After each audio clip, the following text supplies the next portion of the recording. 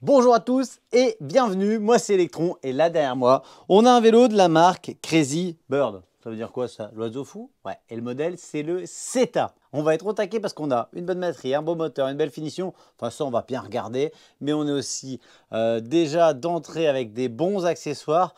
Bref, encore une vidéo qui va être une tuerie à un prix clairement très correct. Vous allez tout voir de toute façon dans cette vidéo puisque dans un premier temps, on regarde ce que j'ai trouvé à l'intérieur de mon carton à côté de mon bike. Ensuite, on sort le bike, on regarde le degré de finition.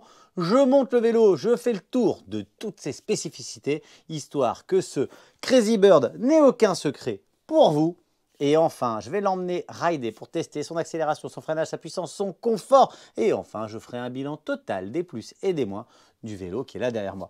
Mais avant que la vidéo ne commence, les amis, même si on est déjà très nombreux sur la chaîne, il y a une chose à faire, c'est hyper important. Ça permet de souligner un petit peu le travail. Et puis, c'est une façon de me remercier pour le petit divertissement que je vais vous proposer. On s'abonne, on active la cloche. Ça, c'est pour avoir une alerte quand je sors une nouvelle vidéo. Moi, de mon côté, j'envoie le générique. Allez, c'est parti, déballage du carton. Je vous montre un peu comment c'était foutu à l'intérieur. Et regardez, c'est ultra bien emballé. On a du polystyrène, du carton pour pas abîmer la selle, encore du polystyrène. Et là, premier accessoire qu'on va pouvoir découvrir, c'est le gros porte-paquet arrière. Très solide. La petite barre de maintien de sacoche sur le côté. On a aussi la planche pour une finition parfaite, petite planche en bois qui vient ici sur le porte-paquet. J'ai déjà sorti ici le carton d'accessoires qui renferme la notice. Petite notice très courte en anglais qui nous fait apprendre un petit peu les différentes caractéristiques du bike. La micro-notice d'installation, c'est très court. La petite pompe que j'ai l'habitude d'appeler jetable. Un axe pour la roue avant. La clé de 15, important pour monter les pédales. D'ailleurs, les voici, pédales plutôt larges avec des petits pics en fer. On devra avoir un bon grip. Le petit poussoir accélérateur. L'un des bras du pédalier. Des autocollants, c'est pour nous mettre un peu dans l'ambiance. Clé BTR de bonne qualité. Et enfin, un chargeur de 54,6 volts en 2 ampères. Chargeur de capacité normale, mais avec une très belle finition. Ça fait très quali. Des couches et des couches de carton et de polystyrène pour protéger mon bike. Et je vais vous montrer d'ailleurs, dans ce polystyrène, on a la petite planche en bois qui va finir le porte-paquet. Et c'est super joli. On a du bois, il est déjà traité. On a une petite montagne dessinée en relief dessus avec le brandage Crazy Bird. Eh bien, c'est plutôt sympa. Moi, je trouve que ça va être super cool à l'arrière du vélo. Un garde-boue avant. Je vous l'avais dit qu'on était optionné sur ce vélo. Une selle, elle était sur le vélo. Hein. Là, je la défais pour pouvoir le retirer du carton un petit peu de manière un peu plus facile. Regardez, nous voici à l'intérieur du carton. Je vous avais dit, hein, ils ont pensé à tout. Tout est bien emballé. Là, j'ai déjà retiré un petit peu de polystyrène.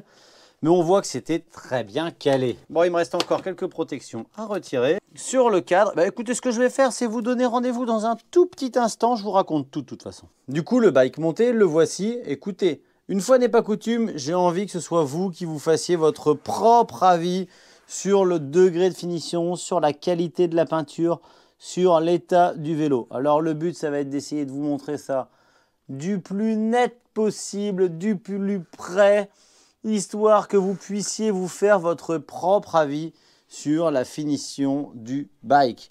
Je vous laisse regarder si vous pensez que ça a l'air solide. Si ça a l'air solide. Si les sections là, métalliques, elles sont pas un peu ouf. On voit ici que c'est pris sur 4 endroits pour la partie porte-paquet arrière. Qu'on a le tube pour mettre des sacoches. Qu'on a la planche qui pourrait nous permettre de mettre un siège enfant. On voit qu'on a une selle plutôt typée sport, mais avec un petit plat là derrière qui devrait nous donner du confort. Le rouge est juste, à mon goût, magnifique. Mais dites-moi ce que vous en pensez. Hein. Parce que des fois, on me dit « Ouais, Electron, t'aimes toujours tout. » Mais regardez ça. Franchement, c'est top. Alors là, on voit qu'on a un emplacement ici pour rajouter un panier. On n'a pas le panier avec. Là, c'est le spot, le garde-boue avant. Les roues avec flanc rétro-réfléchissant, ça devrait être obligatoire. Hein. Quand on a un bon vélo de ville là, et qu'on est vu de profil par une automobile, c'est vraiment génial pour la sécurité. Bah écoutez, moi le look du vélo, je le kiffe. Là, il est en rouge, il existe aussi en vert clair. Je vous laisserai regarder sur le site de toute façon. Là, vous voyez qu'on a un gros accu. Donc la batterie qui est ici, c'est du 48 volts, je vous l'ai dit, mais on est en 15 ampères. Donc on a une très belle batterie. On a surtout un système de clés qui nous permet, regardez, tac, de déverrouiller très facilement la batterie. Batterie qui va peser son poids, hein. Forcément, on a de l'énergie. Du coup, eh bien, on a un petit peu d'encombrement. Ici, vous avez le connectique de charge. On peut charger ici ou la batterie séparément du vélo. On va voir que dans la partie arrière, on a un moteur de 500 watts. On devrait avoir pas mal de couple. Et pour sécuriser les rides, quoi de mieux que des freins hydrauliques à l'arrière comme à l'avant. Ici, sur des grands disques en 180 mm, hein, freinés par des étriers double piston d'Easyland hydraulique. Et regardez, si on monte le câblage, il est plutôt propre. Ici, on a même une petite gaine en je sais pas quoi, en néoprène peut-être. Là, je vous montre les leviers, des leviers d'Easyland également. Donc, on est sur un combo d'Easyland. Là, on a même la petite molette pour régler la course du levier. J'en profite maintenant qu'on est au guidon pour vous montrer ce beau guidon Zoom. Poignet néoprène. Le display, quant à lui, il est plutôt grand et multicolore. Regardez, je vous affiche ça. On a un petit jeu à l'allumage, niveau de batterie, kilométrage instantané, mode engagé. Avec le bouton plus, on va pouvoir choisir sur 5 modes, kilométrage total ou journalier. On a même la vitesse max et la vitesse moyenne. Si vous êtes un petit peu discret, vous voyez qu'il y a un petit bouton sous le display. On a le petit klaxon qui va bien. L'allumage des ampoules, gros spot à l'avant, joli faisceau avec un espèce de petit V en plein milieu dans la partie arrière. Le tout fait feu stop, c'est plutôt cool, hein. Regardez, le garde-boue arrière, lui, il déborde bien à l'arrière du vélo, on aura zéro projection. À l'avant, ça descend bien également. On a des pédales bien larges. Par contre, on a une toute petite béquille, c'est dommage sur un si beau vélo de ne pas avoir les béquilles habituelles, un peu pattes d'éléphant.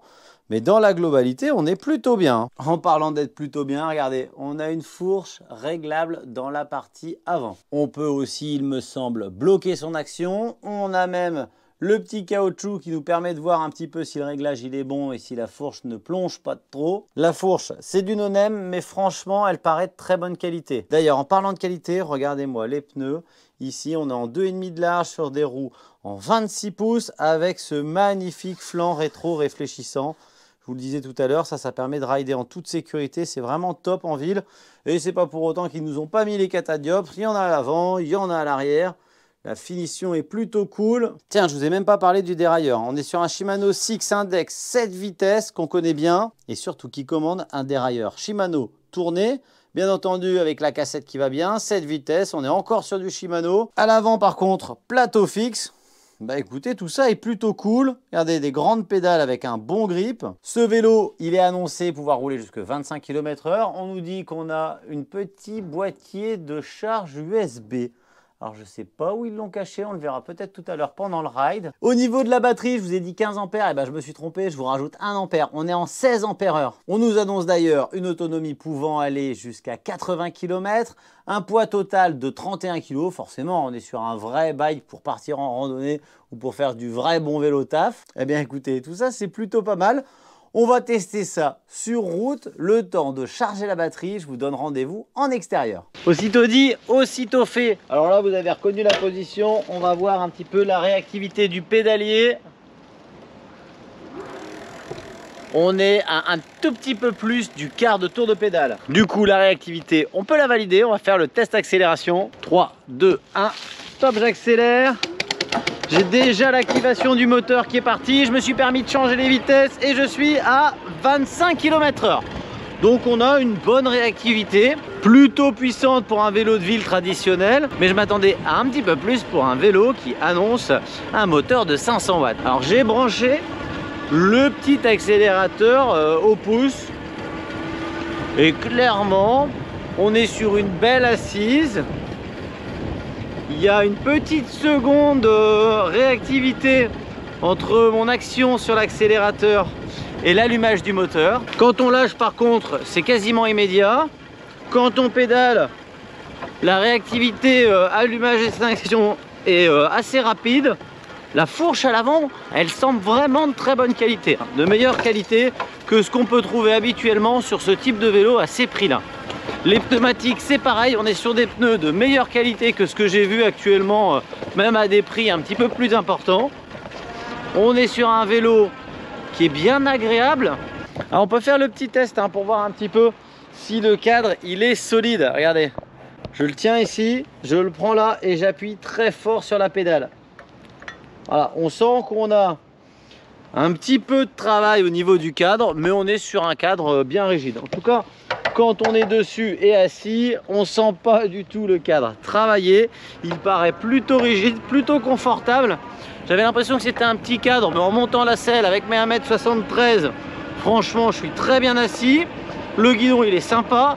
Les poignées, un peu de néoprène, ça donne un super grip. Ça donne aussi un bon confort. On a 0 vibration qui reviennent dans les mains. Et on va faire le petit test de freinage, même si là c'est tout neuf, pour nous donner une petite idée de la qualité de ces derniers. 3, 2, 1, freinage. Frein tout neuf. Hey, on a un tout petit peu plus que 3 mètres. Du coup, on a un très bon freinage. Bon, pour le moment, je ne trouve pas le petit tuto débridage qui va bien. Mais l'assise, je la valide totalement. Là, on a accès au réglage de fourche qu'on peut bloquer. On peut la ramollir également. La fourche est vraiment jolie, hein.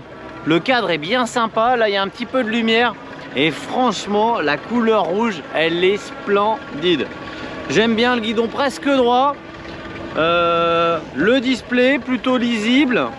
Il manquerait peut-être un petit peu de luminosité. On est sur un vélo qui va nous permettre de prendre peut-être les petits chemins. Hop, hop, hop, ici, la petite butte. Ouais, ça passe un peu partout. Alors, c'est pas un VTT, hein, qu'on se le dise bien. Mais clairement, si vous avez des bonnes montées par chez vous, si vous avez des buttes, un petit chemin de halage ou des petits raccourcis à prendre, eh bien, ce bike avec son cadre rigide et sa fourche de bonne qualité, il passe partout. Alors là, on entend quand même que le tendeur de chaîne, il arrive à ses limites quand on prend des bordures.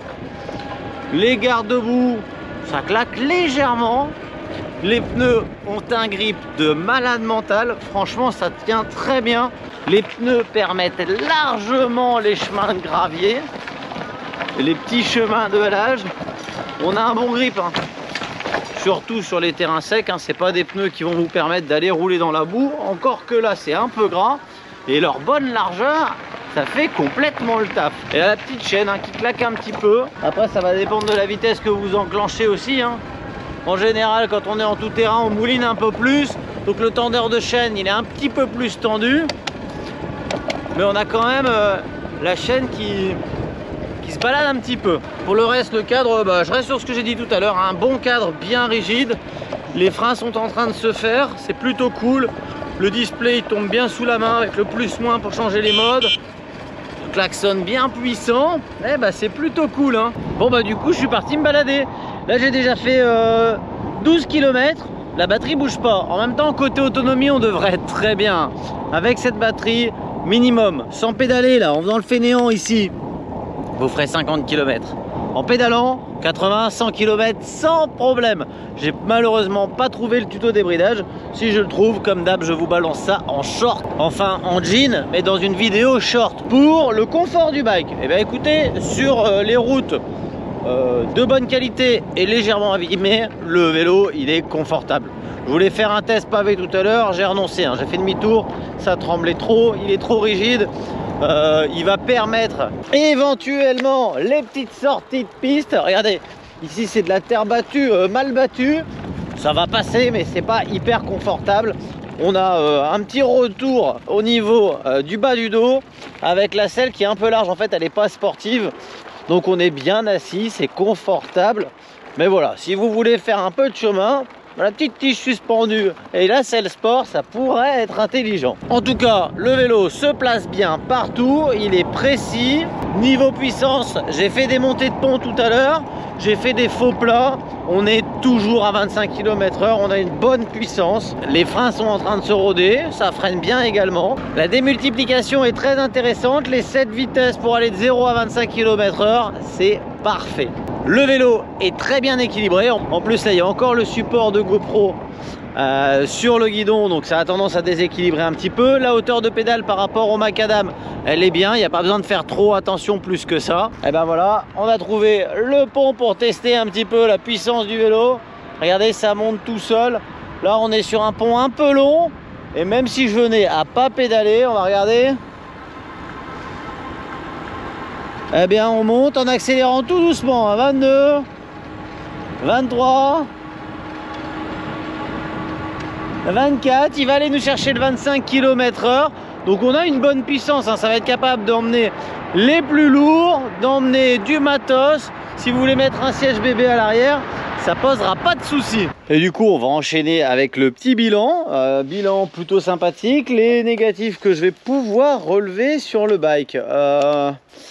Et ben on va avoir la chaîne, hein, qui m'a claqué plusieurs fois là quand j'ai matraqué le vélo. Mais il faut dire que franchement, je l'avais cherché un petit peu. Le garde-boue avant, j'ai pris le temps de le régler correctement parce que j'avais un petit frottement ici au niveau de la roue. On n'a pas de cale de sécurité au niveau de la position finale de la roue avant. C'est-à-dire que voilà, si jamais vous faites un peu les pas trop attentifs et que vous mettez mal votre roue, eh bien celle-ci vous pouvez la resserrer sans qu'elle soit bien en place. Sur certains vélos, on a des cales de sécurité, on est obligé de clipser, ou alors c'est fait de telle sorte qu'on peut pas se tromper. Donc là, il va suffire d'être un peu vigilant au montage et de bien vérifier que notre roue elle est bien centrée en plein milieu. Pour le reste, on est sur une belle finition. Regardez la petite planche, très jolie. Le garde-boue plutôt sympa dans la partie arrière qui va tout englober. On a un gros porte-paquet bien solide. On est en frein hydraulique. Ils sont en train de se roder. Alors c'est pas du frein de compétition, mais ça c'est largement arrêté un vélo lancé à 25 km/h, même en surcharge et même en descente. La peinture rouge métallisée est juste magnifique. Là, vous avez un petit soleil, vous pouvez vous régaler. J'ai l'impression qu'on va nous sortir un cadre ici avec peut-être potentiellement un moteur central. Pour l'instant, on se contente du moteur arrière de 500 watts. Tiens, il aurait pu être un petit peu plus puissant, ça m'aurait pas dérangé. Batterie amovible, finition irréprochable, display bien lisible. Eh bien, écoutez, bravo à Crazy Bird, hein, pour cette proposition très intéressante, à un prix plutôt sympa. Le modèle, c'est le CETA. Le prix habituel, 1499 €. Prix promotionnel en ce moment, 1299 €. Je crois que je vous l'ai déjà dit, hein, mais on a deux couleurs, rouge et vert. On le reçoit en 10 jours maximum. Moi, il était déjà là en 7 jours. Dans un carton irréprochable, avec même une prise de contact au préalable pour demander le jour et le moment du rendez-vous. Ça c'est plutôt cool, mais surtout ça veut dire que Crazy Bird travaille avec des transporteurs soigneux. Et ça c'est très rassurant. Merci à eux de m'avoir mis à disposition ce bike. Le lien en description et dans le premier commentaire. Merci à vous pour le commentaire que vous allez laisser là juste maintenant et pour la vérification du fait que vous êtes bien abonné. Je vous dis à bientôt les amis et surtout, bon ride!